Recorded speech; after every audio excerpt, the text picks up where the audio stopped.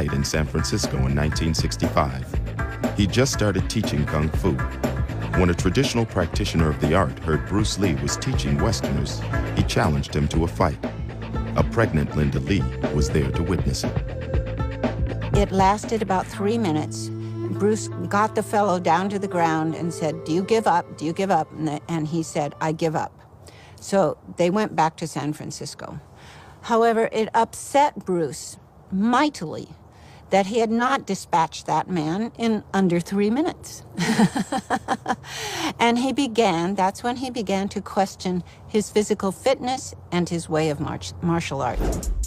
Bruce Lee decided to re-examine both his fighting and training methods and began an intensive program of physical conditioning. He had a program for every single day. So he did aerobic type things. He rode his bike, he rode a stationary bike, he ran, he jumped rope, all those kind of things for aerobic conditioning. And then he did sit-ups forever, because he had the wonderful washboard abs. And he did strength exercising with weights all the time.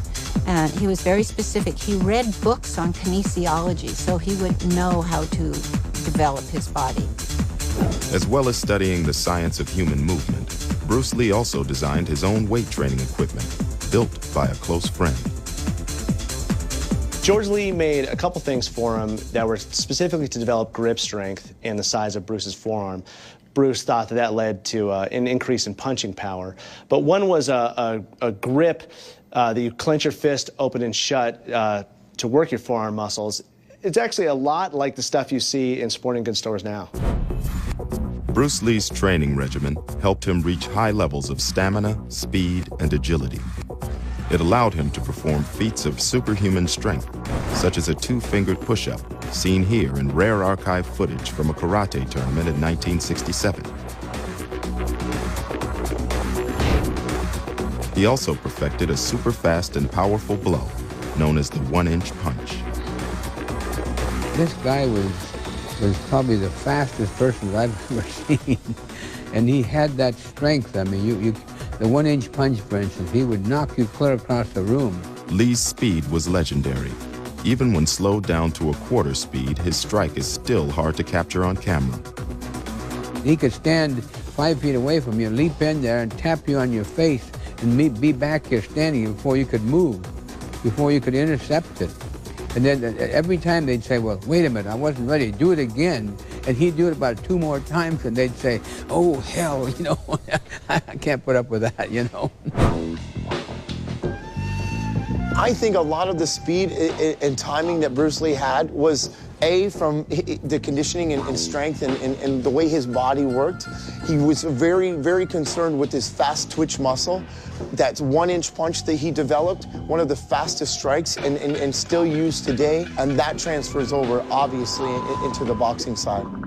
This ability to pack a punch has been acknowledged by some of the world's best boxers. That was the most amazing thing about Bruce, was the fact that he could generate so much speed and velocity in his punches. Short punches that he used his body and the type of leverage he was able to gain, because he understood the mechanics of the body. Bruce Lee didn't just confine himself to exercising his muscles. He was also concerned with the fuel he was putting into his body. He began experimenting with high-protein drinks that he blended himself and supplemented with ginseng, royal jelly, and massive doses of vitamins. He was very known for taking vitamins and minerals and stuff like that, and he had to go and find these various different ones and put them together, where now we can just walk into any store and be able to buy certain supplements like that. So a lot of the things he was doing as an athlete back then is things that we incorporate now as bodybuilding. Bruce Lee's approach to high-protein drinks was revolutionary and shocked some of his colleagues when he returned to Hong Kong. At that time, when we were not making movies, we would go to his house. He showed us how he ate beef, raw beef from the US. He put the raw beef into the blender and added milk, 7 eggs, and then wow, he gulped that thing down. We were terrified. It was amazing.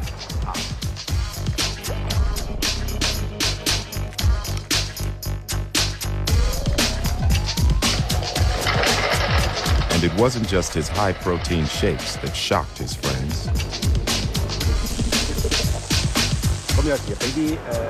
Sometimes he used electric current. He was really mad, giving himself electric shocks voluntarily. He was fighting with the electricity. Of course, we could not do it. I do not know how many volts the electricity was, but he was challenging the electricity.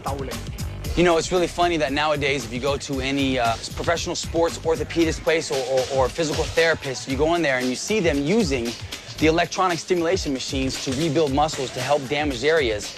But way before that was employed in any physician's room, you saw Bruce Lee doing that at home on his own. He was just truly a pioneer and way ahead of his time.